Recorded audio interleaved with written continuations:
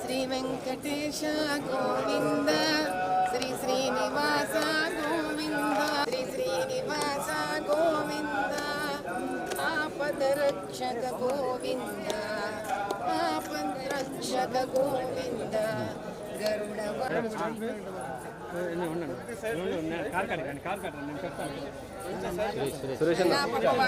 చాలా శాంతంగా ఉన్నారప్ప. Madam madam ఏం లేదు మేడం.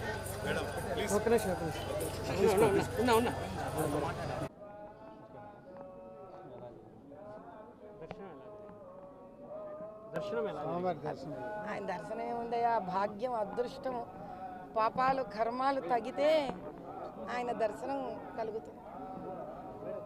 పాపం పెంచుకోవాలంటే కూడా ఒకసారి ఆయన నగలు చూస్తే కూడా కోరికలు వచ్చే వాళ్ళకి కోరికలు వస్తాయి.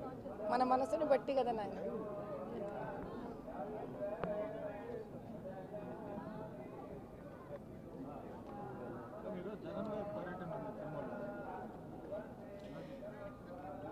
నాయన నేను మీకు ఒకటే చెప్పగలను, పరమాత్ముడు ఏ ధర్మాన్ని నమ్మే వాళ్ళకి ఆ ధర్మానికి, ఆ ధర్మంలో పరమాత్ముడు వాళ్ళ దేవుడు. నేను హైందవ ధర్మాన్ని నమ్ముతాను, నా పరమాత్ముడు వెంకటేశ్వర స్వామి, పరమేశ్వరుడు, అమ్మవారు, మహాలక్ష్మి లాగా మాకుంటారు.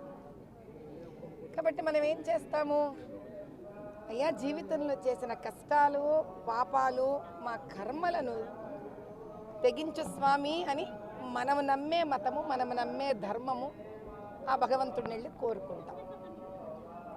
అంతేగాని మనం నమ్మిన దేవుణ్ణి వెళ్ళి మనం ఏ రకంగానూ కష్టపెట్టము, నష్టపెట్టము, దోచుకోము కదా నాన్న. మరి అలా ఎవరు ఏ ధర్మాన్ని సహజంగా పుట్టుకతో నమ్ముతారో వాళ్ళు వాళ్ళ ధర్మానికి సంబంధించి, వాళ్ళ మతానికి సంబంధించి వాళ్ళ దేవాలయాలు ఏమున్నాయో అక్కడ పోయి తప్పు కార్యక్రమాలు కానీ, దేవుడికి నష్టం జరిగే కార్యక్రమాలు కానీ చేస్తారా? మనిషిగా పుట్టినందుకు మాకు మా ధర్మాన్ని సంరక్షించుకుంటేనే కదా మా గుర్తింపుని సంరక్షించుకున్న వాళ్ళం అవుతాం. కాబట్టి మా ధర్మాన్ని, మా గుర్తింపుని, మా దేవుళ్ళని, మా దేవాలయాన్ని కాపాడుకోవడం కన్నా ఈ జీవితంలో చేయడానికి వేరే కార్యక్రమం మాకు లేదు. కాబట్టి దానికి అడ్డుకునే వాళ్ళందరినీ కూడా నిర్మూలించమని ఆ వెంకటేశ్వర స్వామిని కోరుకున్నాం. కొన్ని గుడుల పైన కొంతమంది వ్యక్తుల పైన పూజల పైన దాడులు జరుగుతున్నాయి, వారిని ఏ విధంగా శిక్షించాలి? చూడు నాయన, హైందవులంతా కూడా ఒక విషయాన్ని తెలుసుకోవాలి తండ్రి.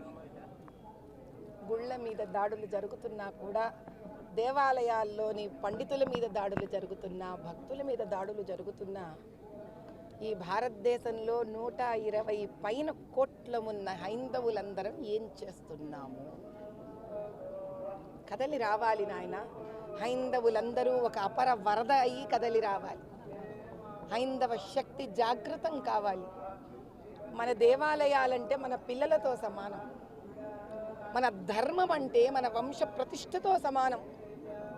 కాబట్టి ఆ దేవుడిని, దేవాలయాలని, మన ధర్మాన్ని కాపాడుకోలేని వాళ్ళం మన వంశాలను, మన పిల్లలను ఏం కాపాడుకోగలుగుతాం? తరాలను ఎక్కడ కాపాడగలుగుతాం? కాబట్టి ఇది ఒకరి బాధ్యత కాదు, మనందరి బాధ్యత అని భావించే వ్యక్తిని కాబట్టే నేను తరలి వచ్చాను. ఆ స్వామివారిని ఒకటే కోరుకున్నాను, తండ్రి నాలో కనుక ఒక ఆవగింజంత ప్రహ్లాదుడిలో భక్తి ఉంటే ఉగ్ర నరసింహావతారం ఎత్తవయ్యా, రాక్షసులను సంహరించు తండ్రి అని మాత్రమే ఆయనను కోరుకున్నాను. ఇంతటి దేవాలయంలో సనాతనంగా ఆకాశరాజు పుత్రికను కూడా వరించి పెళ్లి చేసుకున్న అపర వైష్ణవుడివి, మహావిష్ణువువి, కైలాసం నుంచి దిగి వచ్చావు కదా తండ్రి, మా కోసం శిలారూపం దాల్చావు కదా, ఇంకా సాక్షాత్తు ఉగ్ర నరసింహావతారం ఎత్తు తండ్రి, ఇక చాలు, ఈ అధర్మం మా వల్ల కావట్లేదు, రాక్షసత్వం పెరిగిన కొద్దీ దైవమే మమ్మల్ని కాపాడాలి, ఇదే కోరుకున్నాను తండ్రి.